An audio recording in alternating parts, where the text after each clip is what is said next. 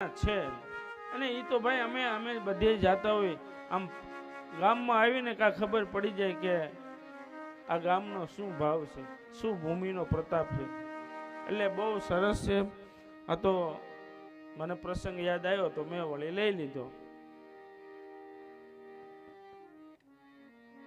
તો હવે આપણે ફરીવાર કથામાં પ્રવેશ કરીએ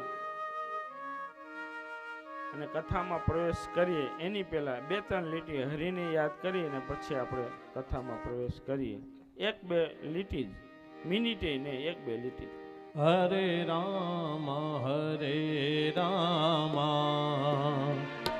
રામ રામ હરે હરે, હરે રામ હરે હરે કૃષ્ણ કૃષ્ણ હરે હરે રામ હરે